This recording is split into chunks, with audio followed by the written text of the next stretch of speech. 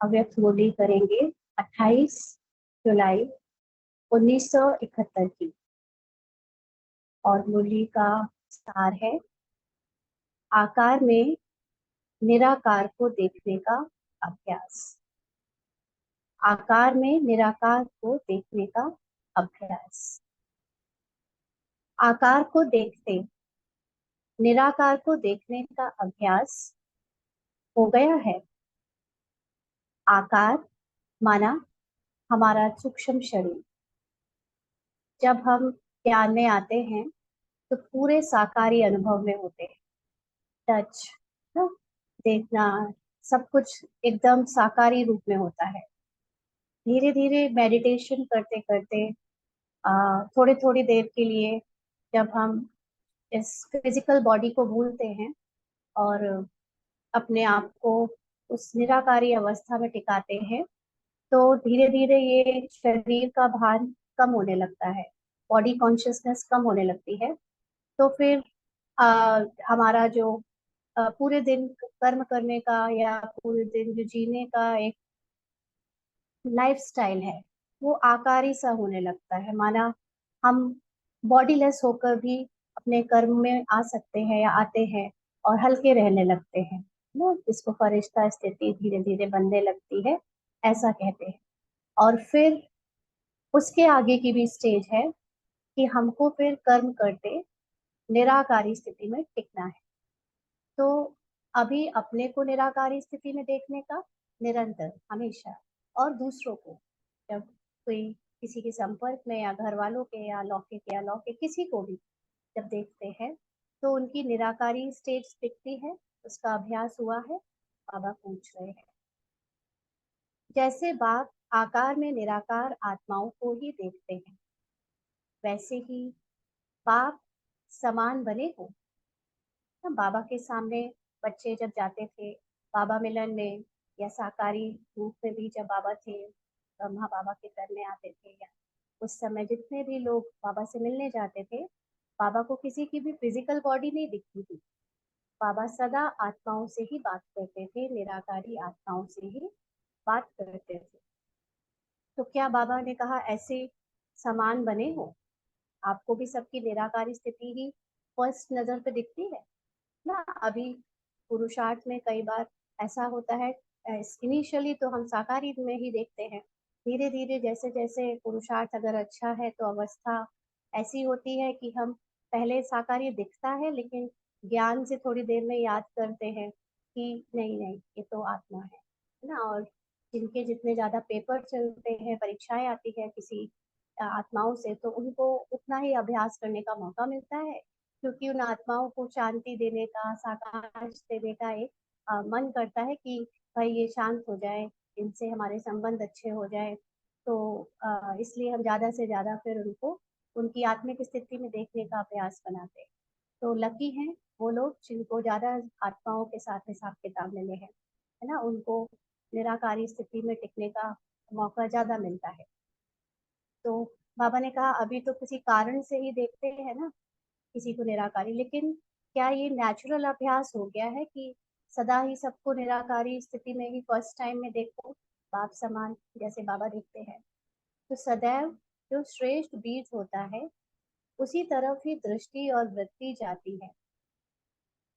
तो इस आकार के बीच श्रेष्ठ कौन सी वस्तु है ना। कोई भी बहुत सारी चीजें अगर रखी हैं, उसमें जो बेस्ट चीज होगी उस पर ही सबकी नजर जाएगी, वही सब देखेंगे। तो ऐसे ही पूरे शरीर में कौन सी ऐसी वस्तु है जिस पर भगवान की नजर जाती है। बाबा ने कहा वो कौन सी वस्तु है, निराकार आत्मा। तो रूप को देखते हो वह रूह को देखते हो। जो साकारी या देह भान में होगा उसको तो शक्ल दिखेगी ना, उसको तो फिजिकल बॉडी दिखेगी, किसी की बॉडी बहुत ग्लैमरस है या किसी की बॉडी बहुत अच्छी पर्सनालिटी की है या शक्ल से वो सुंदर है, तो उनको तो बाहर वाली दुनिया को तो शक्ल या पर्सनालिटी दिखती है। लेकिन बाबा के बच्चों को क्या दिखता है, रूह देखते हैं या रूप देखते हैं। क्योंकि अब तो अंतर को भी जान गए हैं और महामंत्र को भी जान गए हैं। जान लिया है, देख भी लिया, बाकी क्या रहा। पिछली मुरली में अच्छा कल परसों जो हमने मुरली करी थी वो आधी रिकॉर्ड हो पाई, आधी नहीं हो पाई, इसलिए यूट्यूब में नहीं डाली। तो बाबा ने उसमें महामंत्र की बात भी की। तो बाबा ने पूछा कि बाकी क्या रहा। बाकी स्थिति रहने के बाद में अभ्यासी को, माना अभी जान तो लिया, जानने के बाद फिर नेक्स्ट स्टेप होता है उसका अभ्यास करना और उसको अपनी नेचुरल स्थिति बनाना। तो बाबा पूछ रहे हैं कि उसके अभ्यासी बने। हर एक ने अपना अपना अनुभव बताया। तो बाबा ने कहा, ऐसे समझे अंत तक पहले पार्ट के अभ्यासी रहेंगे। यानी अभी भी फर्स्ट पार्ट यानी अपने को आत्मा समझना, क्या अंत तक ये पहला स्टेप ही करते रहेंगे? अंत तक अभ्यासी होकर रहेंगे तो रहेंगे वह स्वरूप भी बनेंगे। एक है कि अभी हमें नेचुरल नहीं है, याद दिलाना पड़ता है और बार बार उसका पुरुषार्थ करना पड़ता है। तो बाबा कहते हैं कब तक चलेगा? उसका स्वरूप भी बनेंगे। कब बनेंगे? अंत के कितना समय पहले ये अभ्यास समाप्त होगा और स्वरूप बन जाएंगे, यानी नेचुरली निरंतर उसी स्थिति में रहेंगे। आखिर विनाश का समय पास आ रहा है, तो कब तक ये इस अभ्यास को करेंगे? कितनी जल्दी इसको फिनिश करेंगे या यही करते रहेंगे? बाबा ने कहा जब तक शरीर छोड़ेंगे तब तक अभ्यासी रहेंगे। रहेंगे, पूछ रहे हैं बाबा, या तब तक अभ्यास करते रहेंगे? पहले पाठ की समाप्ति कब होती है? प्रश्न पूछ रहे हैं बाबा, पहले पाठ की समाप्ति कब होती है?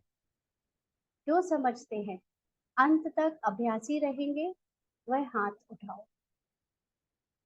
जो समझते हैं अंत तक अभ्यासी रहेंगे वह हाथ उठाओ। का मौका उतना ज्यादा मिलता है। अगर आपके हिसाब किताब नहीं होते और सब कुछ बहुत इजी चल रहा होता तो कभी भी देह भान से हम निकलने की निकलने के संकल्प ही नहीं करते। सब कुछ अच्छा चल रहा था तो फिर क्यों ही करते, है ना? सब उसी में कंफर्टेबल थे। लेकिन क्योंकि हिसाब किताब और आ, हमारे किसी ना किसी विघन में हम फंसते हैं, तो वो एक मौका मिलता है। तो स्वरूप बनाने में परीक्षाएं बहुत सहयोगी हैं। ये आपके फेवर में है ना? इनको कभी परीक्षाएं या हिसाब किताब नहीं समझना चाहिए, इनको अपना सहयोगी समझना चाहिए। तो बाबा ने पूछा कि जब तक शरीर छोड़ेंगे तब तक अभ्यासी रहेंगे, क्या तब तक अभ्यास चलता रहेगा? पहले पाठ की समाप्ति कब होती है?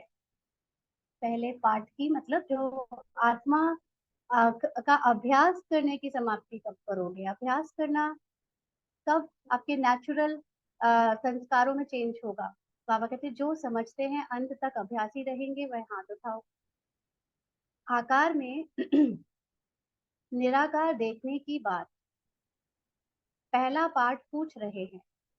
अभी आकार को देखते निराकार को देखते हो, यानी पहले वो दिखता है फिर उसको निराकार के रूप में ज्ञान से याद करते हो, है ना? आकार क्या होता है देखो, एक होता है जब हम फिजिकली सामने किसी को देखते हैं वो तो साकारी देखते हैं फिर निराकारी देखते हैं। लेकिन जब कोई हमारी स्मृति में आता है तो उसका आकार यानी उसका पूरा फिजिकल बॉडी, उसका चेहरा हमें आकार रूप में, मतलब वो फिजिकली अभी है नहीं हमारे सामने बट वो हमारी बुद्धि में सामने प्रकट हुआ, उसको कहेंगे आकार रूप। तो जब वो आकार में आता है और फिर निराकार उसको याद करते हो, ऐसा है अभी तक क्या? तो बातचीत किससे करते हो? और यहाँ पर तो ब्रह्मा बाबा और शिव बाबा या बाप दादा, गुलजार दादी के तन में जब बाप दादा आते थे तो उनको देखते हुए पहले देखते हो कि हाँ दादी के तन में आए हैं और फिर निराकार को देखते थे, या ब्रह्मा बाबा के तन को देखा पहले, उनको उन्हीं उन्हीं की याद आई और फिर निराकार को की याद आई। अभी भी क्या ये अभ्यास है? इसीलिए बाबा ने साकारी पार्ट बजाना बंद किया, फिर धीरे धीरे आकारी पार्ट बजाना भी बंद किया, है ना? साकारी पार्ट ब्रह्मा बाबा के द्वारा, आकारी पार्ट गुलजार दादी के द्वारा, क्योंकि बाबा को अल्टीमेटली हम सबको निराकारी अभ्यास में या निराकारी स्थिति में टिकाना है ना? तो बात बाबा ने कहा अभी किससे बातचीत करते हो? जब हम लोग रू रिहान करते हैं, अपने दिल की बात शेयर करते हैं, तो किससे करते हैं? निराकार से। बाबा पूछ रहे हैं आ, आकार में निराकार देखने आए, इसमें अंत तक भी अगर अभ्यासी रहेंगे तो देही अभिमानी का अथवा अपने असली स्वरूप का जो आनंद व सुख है वह संगम युग पर नहीं करेंगे। संगम युग का वर्षा कब प्राप्त होता है? हमारे 21 जन्मों में एक जन्म संगम युग का भी है ना। तो उस एक जन्म का जो आनंद है, जो सुख है, वो तो ऐसे ही मतलब संगम युग अगर ऐसे ही पास होता जाएगा बिना फिर बिना उस आनंद को, सुख को अनुभव किए सिर्फ अभ्यास में, तो फिर वो कैसे 21 जन्मों में काउंट होगा? इसलिए वो अभी अनुभव होना चाहिए। बाबा कहते हैं अगर अभी अनुभव नहीं करेंगे तो संगम युग तो निकल जाएगा। तो संगम युग का वर्षा कब प्राप्त होता है? संगम युग का वर्षा कौन सा है? तो बच्चों ने कहा अति इंद्रिय सुख। क्यों? क्योंकि इस समय हमारी इंद्रियां होते हुए, दुनिया का ज्ञान होते हुए, तमो प्रधानता में रहते हुए हम कमल पुष्प समान रहते हैं। तो उससे हमारी मन बुद्धि संस्कारों का जो प्रभाव है, उससे हम मुक्त होकर आत्मा अपने सत्य पे टिकती है ना। ये वाला अभ्यास या ये वाला अनुभव स्वरूप हमारा पूरे कल्प में कभी नहीं बनेगा। यहाँ तक कि परम धाम में भी जब आत्मा स्थित होती है तो उस स्थिति में भी वो अनुभव नहीं करती, क्योंकि वहाँ पे फिजिकल बॉडी नहीं है। तो बॉडी नहीं है तो कोई फिजिकल सेंस नहीं है, वो एकदम जैसे अनकॉन्शियस है आत्मा, है ना। तो वहां पर भी वो अनुभव नहीं कर सकता। तो संगम योगी वो समय है जब आत्मा को अपने बॉडी में रहते हुए अपने सत्य का अनुभव होता है, इंद्रियों से परे जाने का अनुभव होता है, वो आनंद फील होता है। तो अभी संगम युग में कौन सा वर्षा मिला है? ये अतीन्द्रिय सुख का। तो यह अंत में मिलेगा क्या? जब जाने वाले होंगे। माना अब अगर विनाश या हमारा जाने का पार्ट चालू हो गया या जाने वाला होगा तब मिलेगा, तो फिर क्या फायदा? इतना छोटा सा संगम युग ना। अभी तो अभ्यास में बीत रहा है अगर, और लास्ट में एक दिन ही बस अनुभव कर पाए तो वो तो फिर बात मजा नहीं आएगा ना उसका। तो आत्मिक स्वरूप होकर चलना व देही होकर चलना यह अभ्यास नहीं है। किस किस का नहीं है? बाबा पूछ रहे हैं। निराकारी स्थिति में चलने का अभ्यास नहीं है। अभी साकार को व आकार को देखते आकर्षण इस तरफ जाती है व आत्मा की तरफ जाती। आत्मा को देखते हो ना, आकार में निराकार को देखना, यह प्रैक्टिकल और नेचुरल स्वरूप हो ही जाना चाहिए हर एक को।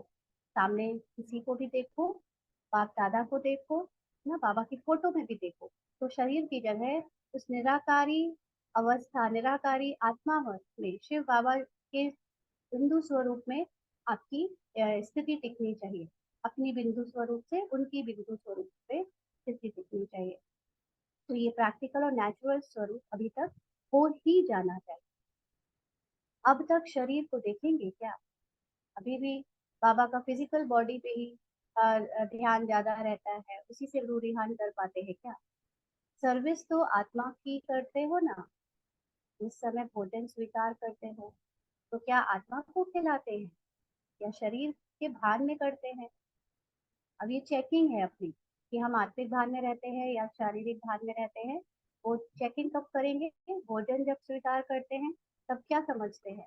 शारीरिक भान में भोजन कर रहे हैं या आत्मिक भान में?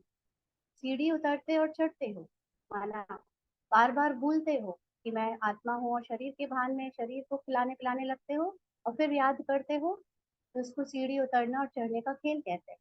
बाबा कहते हैं सीढ़ी का खेल अच्छा लगता है? पूछ रहे हैं बाबा। उतरना और चढ़ना किसको अच्छा लगता है? पूछ रहे हैं बाबा। छोटे छोटे बच्चे कहाँ भी सीढ़ी देखेंगे तो उतरेंगे चढ़ेंगे जरूर। होता है ना, छोटे छोटे बच्चों को एक जगह बैठते ही नहीं। कहीं सीढ़ी होगी, कहीं ऊपर नीचे होगा तो बार बार बेड पे ही चढ़ेंगे उतरेंगे चढ़ेंगे उतरेंगे। तो ये छोटे बच्चों के ऊपर ये खेल अच्छा लगता है, बाबा ने कहा। तो क्या अंत तक बचपन ही रहेगा क्या? वरना बार बार आप भी ऐसे ही भूलते रहोगे, फिर याद करोगे, फिर भूलोगे, फिर अंत तक चलेगा क्या? तब वानप्रस्थ ही नहीं बनेगी। माना अब ये पुरुषार्थ में मैच्योरिटी आ जानी चाहिए। पुरुषार्थ अंत की तरफ पहुंचना चाहिए ना। पुरुषार्थ जिसको हम कहते हैं वो पुरुषार्थ ना होकर एक नेचुरल लाइफ बन जानी चाहिए। तो वो कब बनेगी? जैसे शरीर की भी जब वानप्रस्थ अवस्था होती है तो धीरे धीरे बचपन के संस्कार मिटते जाते हैं ना। तो यह उतरना चढ़ना बचपन का खेल कब तक होगा, पूछ रहे हैं बाबा। अभी हम लोगों में जो आदतें हैं वो बचपन की नहीं है। जैसे अभी हम लोग देखते हैं छोटे छोटे बच्चों को, उनकी जिस तरह की भी एक्टिविटीज होती है वो हमने भी बचपन में की, लेकिन अब वो अच्छी नहीं लगती। तो धीरे धीरे बड़े होते जाते हैं तो एकदम पुराना संस्कार पुराने अभ्यास मिटते जाते हैं। तो यहाँ पर भी जो हम खेल बार बार स्मृति और विस्मृति का बचपन में यानी स्टार्टिंग में कर रहे थे, वो कब तक चलेगा। साक्षात्कार मूर्त तब बनेंगे जब आकार में होते निराकार अवस्था में होंगे। बाबा साकार का भी वर्ड यूज नहीं कर रहे, आकार बोल रहे हैं। आकार में होते जब हम निराकार अवस्था में होंगे तब साक्षात्कार मूर्त बनेंगे। अगर ऐसे समझेंगे कि अंत तक अभ्यासी रहना है तो इस पहले पाठ को परिपक्व करने में ढीलापन आ जाएगा। माना अपनी आत्मिक स्थिति में टिकने में या उसका अभ्यास निरंतर करने में ढीलापन आ जाएगा। फिर निरंतर सहज याद व स्वरूप की स्थिति की सफलता को देखेंगे नहीं। तो क्या होगा कि जब हम स्थिति में टिकेंगे नहीं तो वो निरंतर स्टेट ऑफ माइंड कभी बनेगी ही नहीं। और जो फिर उस स्थिति में यानी निराकारी स्थिति में टिकने की जो सफलता है वो अनुभव नहीं होगी, मिलेगी नहीं ना। निराकारी स्थिति में टिकने की क्या सफलता मिलती है, आप सफलता के रूप में समाधान स्वरूप बन जाते हैं। यानी जो भी आत्माएं या बाबा के बच्चे निराकारी स्थिति में सहज और नेचुरली ज्यादा से ज्यादा स्थिति पर टिकते हैं या निरंतर टिकते हैं, उनके द्वारा हर पल कोई भी विघ्न आए, कोई भी समस्या आए, कोई भी बात आए तो एकदम एक्यूरेट उनको उसका सॉल्यूशन मिल जाता है, पता चल जाता है। या उनके द्वारा जो भी कहा जाता है किया जाता है किसी के लिए भी, दूसरी आत्माओं के लिए भी, वो एकदम सफलता दिलाता है। माना उसको सक्सेसफुल होता है, उससे समाधान मिल जाता है सब। तो ये निराकारी स्थिति की सफलता को देखेंगे नहीं अगर निरंतर सहज याद या स्वरूप की स्थिति में नहीं टिकेंगे। शरीर छोड़ेंगे तब सफल होंगे क्या, है ना। शरीर छोड़ने के बाद तो फिर आत्मा है ही निराकार, तो तब सफलता थोड़ी ना चाहिए। जीते जी हमको, फिर लोग कहते हैं ना कि मरने के बाद किसने क्या देखा है, हमको तो अभी जीना है, हमको तो अभी इंजॉय करना है। तो ऐसे ही मरने के बाद तो आत्मा है ही निराकार, ये शरीर छोड़ने के बाद। लेकिन इस शरीर में रहते आत्मा उस निराकारी स्थिति को अनुभव करे तब सफल हो। बाबा कहते हैं शरीर छोड़ेंगे तब सफल होंगे क्या, लेकिन नहीं, यह आत्मिक स्वरूप का अनुभव अंत के पहले ही करना है। जैसे अनेक जन्म अपनी देह के स्वरूप की स्मृति नेचुरल रही है, वैसे ही अपने असली स्वरूप की स्मृति का अनुभव भी थोड़ा समय भी नहीं करेंगे क्या। कम थोड़े दिन चलेगा, थोड़े दिन अतीन्द्रिय सुख में रहेंगे तब तो संगम युग काउंट होगा 21 जन्मों में। बाबा कहते हैं यह होना चाहिए या नहीं होना चाहिए। तो यह पहला पार्ट कंप्लीट हो ही जाएगा। इस आत्म अभिमानी की स्थिति में ही सर्व आत्माओं को साक्षात्कार कराने के निमित्त बनेंगे।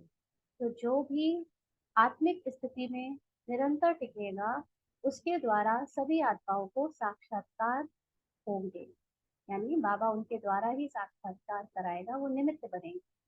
तो यह अटेंशन रखना पड़ेगा। आत्मा समझना यह तो अपने स्वरूप की स्थिति में स्थित होना है ना। जैसे ब्रह्मा कुमार व ब्रह्मा कुमारी कहने से ब्रह्मा बाप व ब्रह्मा कुमार पन का स्वरूप भूलता है, भूलता है क्या, बाबा पूछते हैं। अभी भी हम लोग बीके बने हैं, सपने में भी नहीं भूलता ना कि हम बीके नहीं हैं ना। तो पहले फिजिकल बॉडी नहीं भूलती थी, फिजिकल बॉडी का जो नाम है जो भी रोल है वो नहीं भूलता था। वैसे ही अब बीके बनने के बाद बीके नहीं भूलता, बीके पन नहीं भूलता, ब्रह्मा बाबा नहीं भूलता, है ना, वो स्वरूप नहीं भूलता। तो हमेशा बाबा कहते चलते फिरते मैं ब्रह्मा कुमार हूँ, ये भूलता है क्या, ये भी नहीं भूलता बाबा के बच्चों को। तो जब यह नहीं भूलता, शिववंशी होने के नाते अपना आत्मिक स्वरूप क्यों भूलते हो। बाप दादा कहते हो ना, तो जब शिव बाबा शब्द कहते हो तो निराकारी स्वरूप सामने आता है ना। शिव बाबा का अर्थ ही है बिंदु स्वरूप। बाबा को जब शिव बाबा के रूप में याद करते हैं तो निराकारी स्वरूप सामने आता है। तो जैसे ब्रह्मा कुमार पन का स्वरूप चलते फिरते पक्का हो गया है, ऐसे ही अपना शिव वंशी का स्वरूप क्यों भूलना चाहिए। ब्रह्मा कुमार बन गए हो और शिववंशी स्वरूप अंत में बनेंगे, ऐसा ऐसा तो नहीं है ना। ब्रह्मा कुमार क्योंकि फिजिकल बॉडी का एक पार्ट है, रोल है, तो ब्रह्मा कुमार फिजिकल बॉडी होने के नाते इजी है याद करना, अपने को समझना, वैसे चलना, ना ड्रेसअप वैसे होना, बैज लगाना, ब्रह्मा कुमार कुमारी की दिनचर्या, फिजिकल दिनचर्या में रहना, थोड़ा बहुत सूक्ष्म दिनचर्या को भी मेंटेन रखना, ये तो एक फिजिकल ही बॉडी का देह भान ही है ना। ब्रह्मा कुमार बनना भी एक देह भान में आता है। लेकिन असली देही अभिमानी स्थिति तो तब है जब आप शिव वंशी स्वरूप यानी निराकारी स्थिति में देखो ना। इस स्थिति में कब बनेंगे बाबा पूछते हैं। बाप दादा इकट्ठा बोलते हो व अलग बोलते हो। जब बाप दादा शब्द इकट्ठा बोलते हो तो अपना दोनों ही आत्मिक स्वरूप और ब्रह्मा कुमार का स्वरूप दोनों ही याद नहीं रहता। पूछ रहे हैं बाबा। जब बाप दादा शब्द याद रहता जिसमें आकारी और निराकारी कंबाइंड है, तो अपना भी ब्रह्मा कुमार स्वरूप यानी अपना आकारी स्वरूप और अपना आत्मिक स्वरूप याद नहीं रहता कंबाइंड। तो यह अभ्यास पहले से ही कंप्लीट करना पड़ेगा। अंत के लिए तो और बहुत बातें रह जाएगी ना। अंत में तो अभी बहुत कुछ होगा जो हमें सीखना होगा, धारण करना होगा, उसकी परीक्षाएं देनी होंगी। अंत में अभ्यास के लिए टाइम नहीं मिलेगा। ये अभ्यास तो शांति में किया जा सकता है, तो जब एक्सट्रीम में परिस्थितियां नहीं आई हैं तभी किया जा सकता है।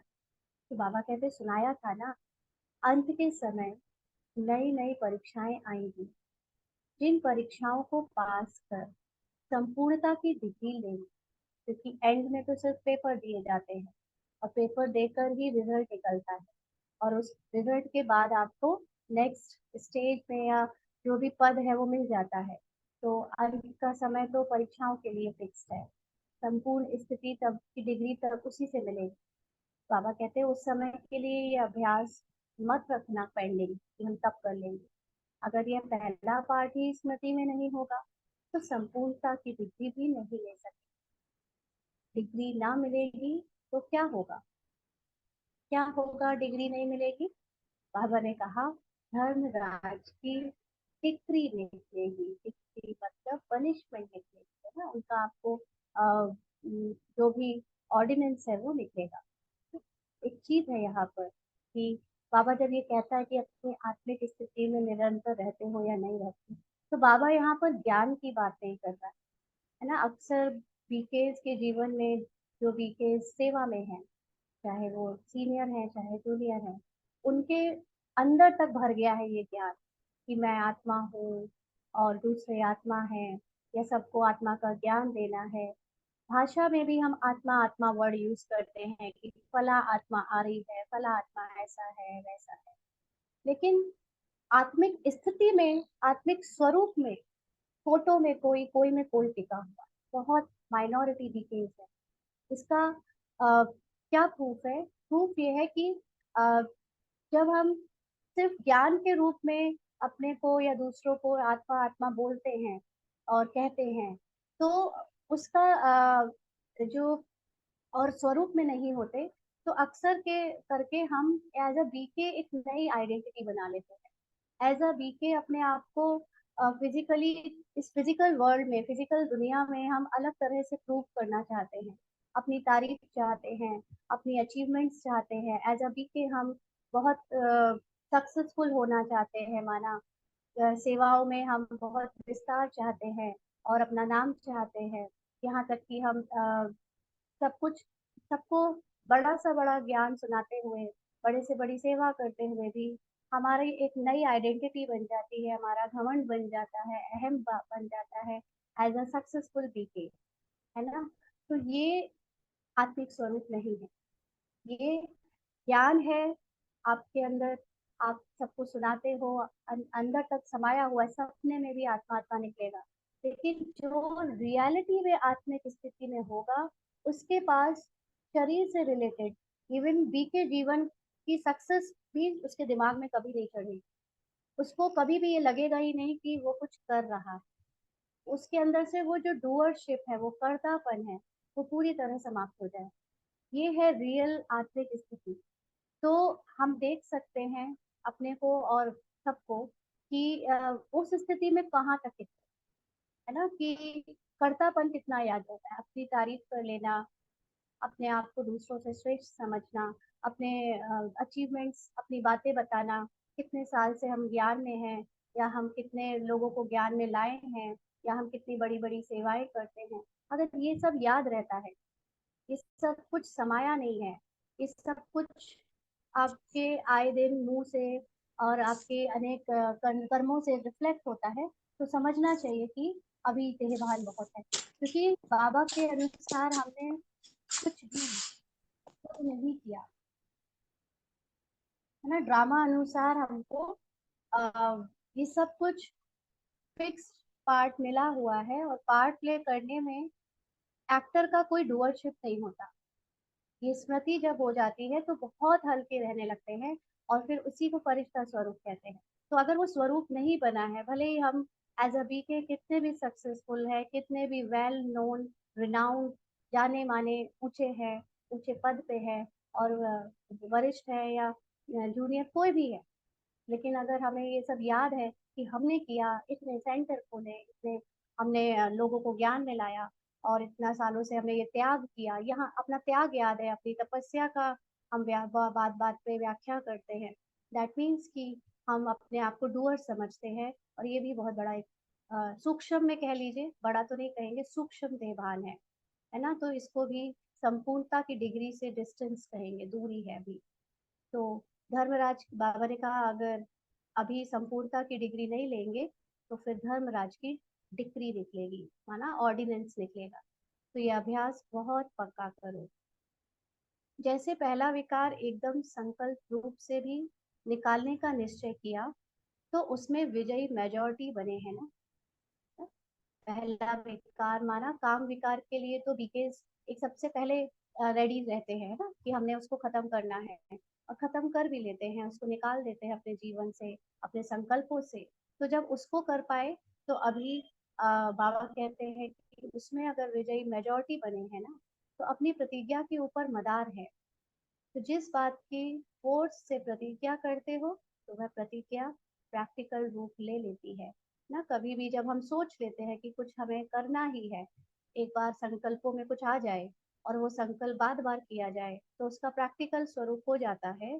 जैसे हम लोगों ने ब्रह्मचर्य का किया, या दूसरे विकारों का भी करते हैं, तो हो जाता है। तो बाबा कहते हैं, अगर समझते हो यह अंत का कोर्स है, यानी आत्मिक स्थिति में टिकने का अभ्यास लास्ट तक चलाना है, लास्ट में संपूर्ण बनना है, अगर ऐसा समझते हो, तो फिर रिजल्ट क्या होती है? प्रैक्टिकल नहीं होती है, प्रैक्टिस ही रह जाती है। यह बातें तो पहले क्रॉस करनी है। अगर अंत तक क्रॉस करेंगे, तो कंप्लीट अतीन्द्रिय सुख का वर्षा कब प्राप्त करेंगे, पूछ रहे हैं बाबा। क्योंकि कंप्लीट अतीन्द्रिय सुख संगम युग में as a BK, as a Brahmin role में ही, नॉट शरीर में, लेकिन ब्राह्मण रोल में ही आपको अनुभव करना है। बाबा कहते हैं, कई बातें ऐसी है जिसमें हर एक ने अपनी अपनी यथाशक्ति क्रॉस करके प्रैक्टिस के बजाय प्रैक्टिकल में लाया है ना। बाबा ऐसे कह रहे हैं कि दूसरी धारणाओं में तो बच्चों ने ऐसी चीजों को प्रैक्टिकल में लाया है अपनी अपनी शक्ति अनुसार, कोई किसी बात में, कोई किसी बात में, किसी ने क्रोध को जीता है, किसी ने लोभ को जीत लिया है, किसी ने किसी बात को जीत लिया है। लेकिन बाबा कहते हैं, जैसे लौकिक देह के संबंध की बात कोई प्रैक्टिस में है, कोई प्रैक्टिकल में, एक ही अलौकिक पारलौकिक संबंध के अनुभव में है ना। कुछ आत्माओं ने कंप्लीटली अपनी लौकिक को अलौकिक और पारलौकिक में चेंज कर दिया है, तो अलौकिक से अलग होकर कंप्लीटली अलौकिक और पारलौकिक संबंध की तरफ आ गए हैं। कई ऐसे भी है। बाबा कहते हैं, स्वप्न में भी कभी संकल्प रूप में देह के संबंधी तरफ वृत्ति और दृष्टि ना जाए, इसमें पांडवों को भी क्रॉस करना है ना। अभी तो फिजिकल रूप में तो हम लौकिक से डिस्टेंस बना लेते हैं जब हम लोग समर्पित होते हैं, या जो देहधारी अपने घर वाले लौकिक वालों के साथ रह रहे हैं, फिजिकल बॉडी वालों के साथ जो उनका देह संबंध है उसके हिसाब से। तो बाबा कहते हैं रहते हुए भी, संकल्प में भी, स्वप्न में भी कभी उनकी तरफ वृत्ति और दृष्टि ना जाए, माना एज अ रिलेशन ना जाए, कि मेरी मेरा बेटा मुझे याद कर रहा होगा, मुझे उसके लिए कुछ करना है, मतलब ऐसा नहीं, करना नहीं है। सब कुछ किस रूप में करना है, एज अ सेवा का पार्ट करना है, आत्मिक स्थिति में स्थित होकर उसके लिए जो जरूरी है, एकदम निर्मोही होकर सबके लिए सब कुछ करना है। दृष्टि वृत्ति देह के संबंधी समझकर ना जाए। इस बात में बहुत थिन लाइन है, समझने की बात है ना। कोई इसको गलत भी समझ सकता है कि ये तो मतलब हुआ कि हम सब कुछ छोड़ दें। नहीं, छोड़ना नहीं है, करना सब कुछ है, बट जैसे एक एक्टिंग करते समय हम किसी की पत्नी बनते हैं, या किसी की माँ बनते हैं, या किसी की बेटी बनते हैं, तो एक्टिंग में हम उसको अपनी रियल बाप या रियल बहन या रियल पति नहीं समझ लेते, है ना। अंदर से पता होता है कि वो हमारा रियल नहीं है, वो सिर्फ एक्टिंग करनी है। ऐसे ही यहाँ पर भी जब हम एक्ट में हैं, एज अ लौकिक में भी, तो कभी भी दृष्टि वृत्ति स्वप्न तक में भी उनकी तरफ एज अ लौकिक संबंधी ना जाए। बाबा कहते हैं इसमें पांडवों को भी क्रॉस करना है। लौकिक को अलौकिक में परिवर्तन करने की स्मृति आती है तो वह हुआ कल्याण अर्थ। आप तो मधुबन भट्टी में रहने वाले हो ना, तो पहली सीढ़ी पास होनी चाहिए ना। पहली सीढ़ी सबको रिलेशंस, फिजिकल रिलेशंस को भूल आत्मिक स्थिति में देखना, है ना। तो ये तो पहली सीढ़ी थी, शुरुआत से ही बोलते आ रहे हैं, कोर्स कराया था तब से ही। तो बाबा कहते जो एक सेकंड पहले नहीं था, वह क्या अब के सेकंड में नहीं हो सकते हो, पूछ रहे हैं बाबा। जो एक सेकंड पहले नहीं था, वह क्या अब के सेकंड में नहीं हो सकते हो। मधुबन के पांडव है, यूनिवर्सिटी के स्टूडेंट है, कोई छोटी गीता पाठशाला के स्टूडेंट नहीं है। पांडव माना भाई लोग जो होते हैं, बाबा उनसे जब बात कर रहे हैं तो बाबा कह रहे हैं कि आप कोई छोटी मोटी गीता पाठशाला के स्टूडेंट नहीं हो। मधुबन मधुबन जो मेन हेड क्वार्टर है ना, यूनिवर्सिटी है, वहाँ के पांडव हो, वहाँ के स्टूडेंट हो।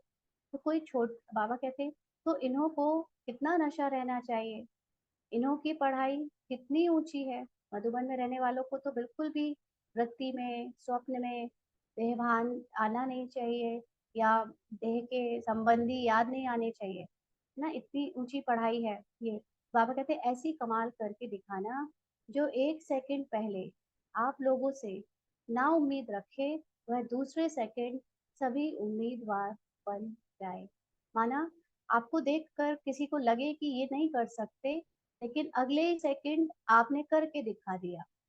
चाहे वो अपना परिवर्तन है, चाहे वो सेवा है, चाहे वो कोई भी बात है, इतनी जल्दी आप में परिवर्तन होना चाहिए कि जो एक सेकंड पहले भी ना उम्मीद था कोई, वो अगले सेकंड आपसे उम्मीदवार बन जाए। तो बाबा कह रहे महावीर सेना ने क्या किया।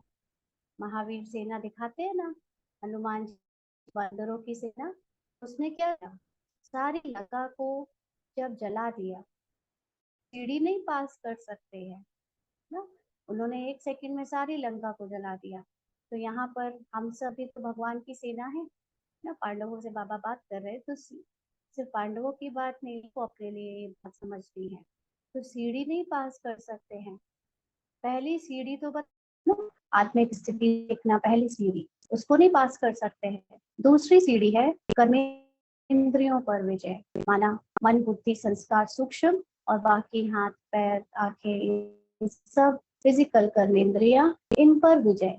इन पर विजय का मतलब ये नहीं है कि मन और बुद्धि और संस्कार जो है वो संकल्प उनके आएंगे ही नहीं, कुछ बुरे या किसी भी तरह के तमो प्रधान। बाबा का मतलब है कि ये सारी चीजें आपके अंदर मन बुद्धि संस्कार आत्मा के अंदर होते हुए भी, उन पर तमो प्रधान प्रभाव होते हुए भी, संस्कार कभी कभी पिछले हिसाब किताब के अनुसार, पुराने मन के अनुसार इमर्ज होते हुए भी, आत्मा राजा बनकर बैठी रहे, उसकी स्थिति कभी भी हिले ना, वो कभी भी मन बुद्धि संस्कार के बेस पर ना बनाए, उसको अपना फैक्ट, उसको अपना ट्रूथ, अपनी रियलिटी, अपनी अचल अडोल अवस्था सदा पता रहे। जैसे फॉर एग्जाम्पल कई बार देखते हैं कि एक घर में मालिक अगर कभी कुछ दिनों के लिए बाहर चला जाता है, तो जो घर का अगर नौकर है, तो नौकर अगर उस घर में रहते हुए अपने आप को मालिक समझने लगता है और वो बहुत एग्रेसिव हो जाता है अपनी चलाने, फिर मालिक जब लौट कर आता है तो दिखता है कि नौकर ने तो उस घर में बिल्कुल मालिक बना रखा है और उसकी एक्टिविटीज बहुत डोमिनेटिंग है। तो मालिक जानता है कि मैं मालिक हूँ, ये नौकर है। तो अगर वो इमीडिएटली उसको लड़ाई करके उसको भगाने की कोशिश करेगा, तो हो सकता है कि नौकर और विरोध करे, कब्जा करे या किसी तरह से लड़कर जीत पाने की कोशिश करे। लेकिन मालिक समझदार बनता है, फिर वो नौकर की एक्टिविटीज को देखते हुए धीरे धीरे उसको अपनी अचल अडोल अवस्था से, अपनी शांति से, अपनी युक्ति युक्त नॉलेज से उस नौकर के एक एक शक्तियों को परास्त करने लगता है, माना नौकर की एक एक एक्टिविटीज को हराने लगता है। जैसे अभी जो लोग उस घर में आते हैं, तो पहले बहुत दिनों से क्योंकि नौकर ही मालिक बनकर बैठा था, तो वो सब लोग नौकर को मालिक समझने लगे थे। तो अब नौकर बार बार कई सारी चीजों में अपना ऑर्डर चलाता है और बहुत सारे लोगों को डायरेक्ट प्रभावित करता है एज अ मालिक बनकर। तो मालिक आ चुका है वापस और वो देख रहा है कि नौकर मालिक बनकर बैठकर मेरी साथ हड़प रखा है उसने, और अपने आप को समाज के सामने मालिक बनाकर रखा हुआ। फिर युक्ति से धीरे धीरे एक एक चीज से अब उसका डोमिनेंट लगता है। किसी पहले एक चीज पर ध्यान देगा, फिर दूसरी चीज पर ध्यान देगा, ऐसे करते करते नौकर के हाथों की पावर वो वापस ले लेता है। तो ऐसे ही यहाँ पर जो ये का मन बुद्धि संस्कार है, ये तीनों चीजें आत्मा की हैं, अनुसार एकदम आत्मा के अकॉर्डिंग इंक्लाइन होनी चाहिए। तो आत्मा सदा ही सतो प्रधान है। मन और बुद्धि और संस्कार, ये तीनों चीजें कलयुग आकर, कलयुगी प्रभाव में आकर कलयुगी पार्ट प्ले कर रही है। तो अब आत्मा जो राजा है वो देखती है कि मेरा मन मेरे कंट्रोल में नहीं रहता, मेरी बुद्धि मेरे कंट्रोल में नहीं रहती, मेरे संस्कार मेरे कंट्रोल में नहीं रहते। तो ये तीनों चीजें प्ले हो रही हैं, वो तीनों चीजें क्रमो प्रधान इफेक्ट दिखा रहे हैं, कर रहे हैं। लेकिन आत्मा राजा अपनी अचल अडोल अवस्था बनाते हुए युक्ति युक्त हर बार जब मन कुछ तमो प्रधान करता है, सोचता है, फील करता है, बुद्धि प्रधान करती है या संस्कार कोई तमो प्रधान पुराने मन के अकॉर्डिंग आता है, तो बार बार अपने आप को कहती है कि वो फैक्ट नहीं है। वो याद दिलाती है कि वो मन नहीं है, मन जो सोच रहा है वो सत्य नहीं है, मैं सत्य यही है, मैं अचल अडोल हूँ।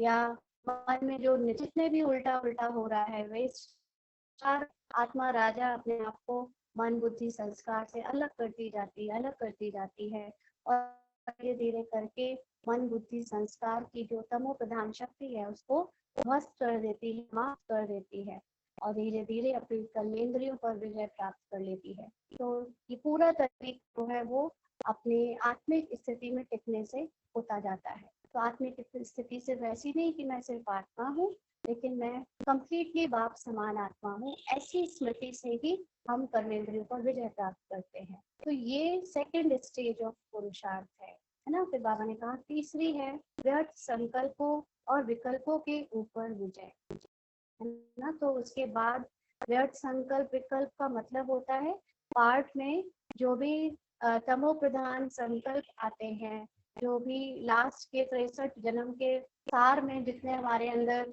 मन बुद्धि संस्कार में, नॉट हमारे अंदर, हमारा मतलब आत्मा के अंदर नहीं, लेकिन मन में, बुद्धि में और संकल्पों में जो भी 63 जन्म का बचा खुचा स्मृति है, पार्ट है, वो विदाई लेने के लिए जब आता है तो उसको हम अपनी रियलिटी न मानकर उससे अपनी डिस्टेंस जब बनाते जाते हैं तो वेस्ट अपने आप खत्म होने लगता है।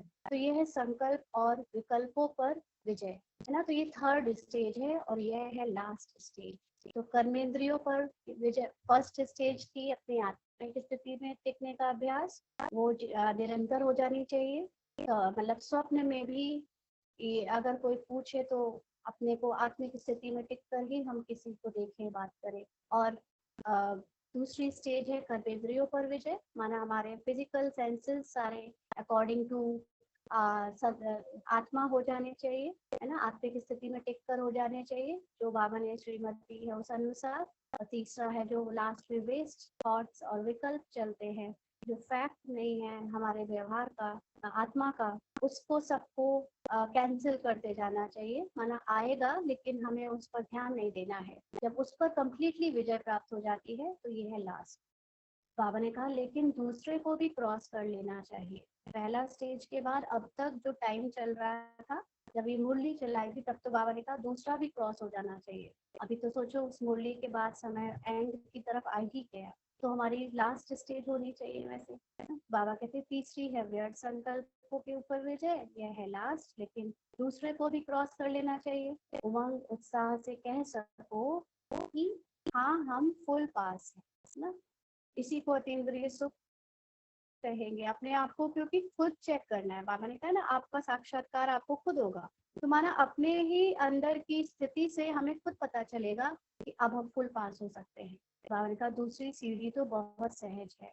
जब मर्जीवा बन गए, यानी जब जीते जी अपने पुराने पार्ट से खुद को मार लिया, तो यह पुरानी कर्मेंद्रियों की आकर्षण क्यों, ना पुराना जो कर्मेंद्रियों को जो भी चीजों से हमने पानी दिया, है ना, उसको इंटरेस्ट था किसी चीजों में, वो सब तो मर जाना चाहिए, क्योंकि वो जीवन ही मर गया ना। जैसे पुरानी रूपाली का पार्ट मर गया, तो पुरानी रूपाली को जो जो चीजें आकर्षित करती थी उनसे हमारा आकर्षण खत्म हो जाना चाहिए। सेकंड स्टेज तो बाबा कहते हैं आत्मिक स्थिति बनते ही बहुत आसान है बनाना। तो मर्जीवा बने तो खत्म हो गए ना। तो जैसे जैसे जन्म पत्री बताते हैं, फलाने का इस आयु तक शरीर है, फिर खलास। लेकिन अगर कोई दान पुण्य करेंगे तो नई जन्म की रीति, नई आयु शुरू हो जाएगी। तो ऐसे मर्जीवा बने, अर्थात सब तरफ से मर चुके ना। पुरानी आयु समाप्त हुई, बाबा पूछ रहे हैं पुरानी आयु समाप्त हुई, अभी तो नया जन्म हुआ, उसमें हुए ब्रह्मा कुमार कुमारियां। रूपाली जीवन से भी के रूपाली बन गई, ब्रह्मा कुमार कुमारी रूपाली बन गई। तो ब्रह्मा कुमार कुमारियों की कर्मेंद्रियों पर विजय ना हो, यह हो सकता है क्या? इसीलिए जो बाबा ने इतनी खाने पीने ब्रह्मचर्य सारी धारणाएं बताई हैं, वो अपने फिजिकल सेंस ऑर्गन्स को जीतने के लिए। तो बाबा कहते पिछला हिसाब है तो चुकतू हुआ। जब मर्जीवा बने और जो फिजिकल लोगों के साथ, मतलब जिन आत्माओं के साथ हमारे हिसाब किताब में, वो पहले हम उसको हिसाब किताब समझते थे, लेकिन अब तो एज अ ब्रह्मा कुमार कुमारी उनको हम अपने परीक्षाएं समझते हैं, या उनको अपने उन्नति का एक मार्ग समझते हैं, है ना। तो वो रिश्ता भी अब हिसाब किताब की दृष्टि से चेंज हो गया। तो बाबा कहते हैं कि पिछला हिसाब है तो चुकतू हुआ। जब मर्जीवा बने, ब्रह्मा कुमार बन गए, तो फिर कर्मेंद्रियों के वश कैसे हो सकते? ब्रह्मा कुमार के नए जीवन में कर्मेंद्रियों के वश होना क्या चीज होती है? कर्मेंद्रियों के वश होना क्या चीज होती है, इस नॉलेज से भी परे हो जाते हैं। ब्रह्मा कुमार जीवन में अब टोटली हम समर्पण बुद्धि है। बाबा जैसे कराए, जो जहाँ बैठाए, जो खिलाए, पूरा समर्पण। तो जब पूरा समर्पण हो गया तो क्या ये कर्मेंद्रियां आपको किसी भी चीज को जबरदस्ती मजबूर कर सकती है? क्या आपकी जीभ आपको कुछ भी खाने में मजबूर कर सकती है? नहीं कर सकती।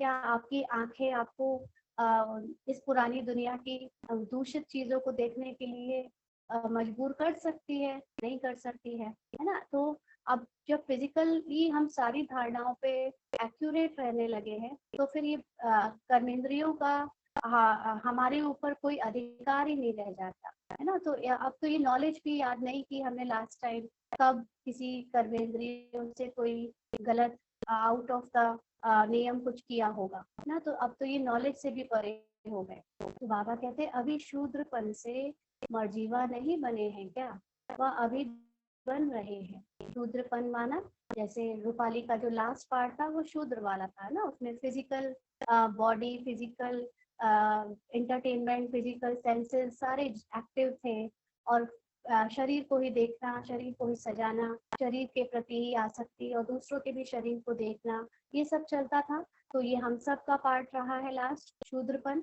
इसी जीवन में। बाबा कहते हैं शूद्रपन से मर्जीवा नहीं बने हैं, माना वो वाला पार्ट अभी एंड नहीं किया है क्या? अभी भी बॉडी और बॉडी की दुनिया खींचती है क्या, या अभी बन रहे हैं? बाबा कहते हैं शूद्रपन का जरा भी सांस अर्थात संस्कार कहाँ अटका हुआ तो नहीं है ना। कोई भी अगर गोपाली का पार्ट में अगर कहीं भी पुराना संस्कार, पुरानी कोई बात, इच्छाएं या टेस्ट या जो भी उसका पर्सनालिटी में है, अगर वो अटका हुआ होगा तो क्या होगा?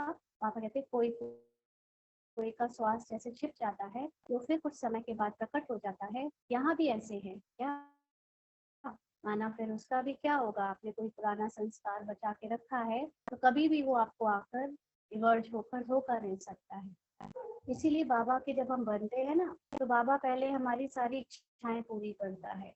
जितने भी बचपन से लेकर शूद्रपने के बचपन में से लेकर जो बाबा का बनने के पहले तक, हम सब में कभी भी सूक्ष्म में भी कोई इच्छा या स्थूल रूप में भी कोई इच्छा अगर आई थी, बाबा ने हर एक इच्छा पूरी करी ताकि हम लोग इच्छा लेस हो जाए, क्योंकि इच्छा लेस आत्मा ही पूर्ण समर्पण कर सकती है। नहीं तो बात बात पे उसको अपनी एक इच्छा होगी कि ऐसा होना चाहिए मेरे साथ, अभी मेरी फलानी चीज होने की इच्छा रह गई है ना। सपोज करिए कि आपको अभी कोई इच्छा थी कि आप फिजिकली कुछ अच्छा पद पाते, फिजिकल नौकरी पाते, धन कमा पाते, या कहीं घूम पाते, या कोई वस्तु आपकी हो पाती। तो हम सबको ये अनुभव है कि बाबा ने सबको वो सब कुछ दिया जो चाहता था। किसी को नौकरी चाहिए थी तो उसको नौकरी मिल गई, किसी को बिजनेस अच्छा करना था उसका बिजनेस अच्छा हो गया, किसी को अपने कोई वस्तु चाहिए थी, साधन चाहिए थे, वो भी उनको मिल गए। क्या क्या नहीं मिला? सबको सब कुछ मिला, जो उनकी सूक्ष्म में भी इच्छा थी, है ना, वो सारी बाबा ने कंप्लीट करी। क्यों करी? ताकि वो शूद्रपने के प्रभाव से हम पहले मुक्त हो जाएं, है ना, और फिर हमारा ये जो मर्जीवा हो यानी पूर्ण समर्पण हो जाए, फिर बाबा जो खिलाए, जो कराए, जहाँ बैठाए उसमें राजी हो जाए, क्योंकि फिर उसी के बाद हमारा नया जीवन हम शुरू हो सकता है। तो बाबा इसीलिए पूछ रहे हैं कि अगर थोड़ा सा भी संस्कार अटका होगा शूद्रपने का तो वो मर्जीवा नहीं बनने देगा। तो बाबा कहते हैं जब जब से आपने शूद्रपने का जीवन छोड़ा है, तब से आपका ब्रह्मा कुमार बनने से के बाद ही माया यानी अलग अलग आपको पता चला ना डिफरेंस, कि पुराने जीवन में और अब में क्या अंतर है। तो जब तक हम माया के ही अधीन थे तो माया का पता ही नहीं चलता था। जब माया को छोड़ने का दृढ़ निश्चय किया, तब से माया से अपनी दूरी बनाई, तो माया समझ आती है कि माया होती क्या है। तो इसलिए बाबा कहते हैं शूद्र कुमार के पास माया आती है क्या? जो है ही उसी दुनिया में, उसको क्या लगेगा? उसको तो कुछ भी अलग नहीं लगेगा। तो बाबा कहते हैं आप मूंझते क्यों हो ना? अब माया अगर आ रही है संकल्पों में तो क्यों डरते हो? बोलो कि मर्जीवा बने हैं, है ना, संकल्प से तक संस्कार तक हमारे समर्पण हो गए हैं बाबा को, सब कुछ बाबा को दे दिया ना।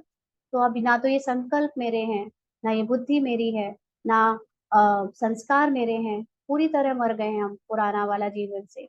तो मर्जीवा बनने के बाद माया को चैलेंज किया है, इसलिए माया आती है। उनसे लड़कर हम विजयी बनते हैं। ऐसे क्यों नहीं कहते हो? महावीर हो तो अपना नशा तो कायम रखो ना। बाबा कहते हैं महावीर हो तो अपना नशा तो कायम रखो ना। जब अपने को ब्रह्मा कुमार समझेंगे तो फिर यह जो सेकंड सीढ़ी है यानी कर्मेंद्रियों का आकर्षण, उससे भी पार हो जाएंगे। ब्रह्मा कुमार व शिव कुमार ये दोनों की स्मृति रखने से कभी भी फेल नहीं हो सकेंगे। यानी बीके बने, बीके बनने का मतलब होता है बीके की जो भी जितनी भी स्थूल धारणाएं बाबा ने हमें बताई हैं और सूक्ष्म धारणाएं बताई हैं उनको फॉलो करने वाले। तो जब वो फॉलो करने लगे हैं तो उसके बाद अब निराकारी स्थिति में जितना ज्यादा टिकेंगे बीके बनने के बाद, उतना ही ये सब चीजें हमारे लिए कर्मेंद्रियों का आकर्षण, स्थूल चीजों का आकर्षण या मन बुद्धि संस्कार का भी आकर्षण उससे फ्री होते जाएंगे, तो कभी फेल नहीं हो सकेंगे। बाबा ने कहा क्योंकि ब्रह्मा कुमार समझने से, फिर ब्रह्मा कुमार के कर्तव्य, ब्रह्मा कुमार के गुण क्या है, वह भी स्मृति में रहते हैं ना। तो अब दूसरी और तीसरी सीढ़ी क्रॉस करके पास विद ऑनर बनने के समीप आने के लिए यह भट्टी की है। तो भट्टी के समाप्ति के साथ यह भी समाप्त कर देनी है। जैसे देखो, स्थान के आधार पर स्थिति बनती है ना। जब मधुबन जाते हैं या कोई भी होली प्लेस में जाते हैं तो कैसे स्थिति बन जाती है ना, स्थिति एकदम शांत हो जाती है। बाबा ने कहा ये मधुबन का स्थान ऐसा है जो स्थिति को ही बदल लेता है ना। तो स्थान का स्थिति पर असर होता है, और हर एक को अपने स्थान का नशा कितना रहता है, अपने देश का, अपने हद के निवास स्थान यानी घर का नशा नहीं होता है ना। कोई भी अपने अपने फिजिकल जहाँ से भी आया है, फिजिकल प्लेसेस से, उसका उतना नशा नहीं होता, बाबा कहते। सॉरी, तो रिपीट करेंगे। हमने कहा ये मधुबन का स्थान ऐसा है जो स्थिति को ही बदल लेता है ना। फिजिकल देह भान से हमको आत्मिक स्थिति में बहुत आसानी से ले जाता है। तो स्थान का स्थिति पर असर होता है, और हर एक को अपने स्थान का नशा कितना रहता है ना। अगर कोई ऐसी प्लेस से आया है जो फेमस है, जो बहुत अच्छी है, तो उसको एक रहता है कि हम तो फला वासी है ना। जैसे कोई दिल्ली में रहता है तो उसको बड़ा रहता है कि मैं दिल्ली वासी हूँ, कोई बॉम्बे में रहता है तो उसको रहता है कि मैं तो मुंबईया हूँ या उधर का हूँ, और कोई विदेशी है तो उसको अपने वहाँ का एक भान रहता है, नशा रहता है। तो सभी को बाबा ने कहा अपने देश का, अपने हद के निवास स्थान या घर का नशा नहीं होता है।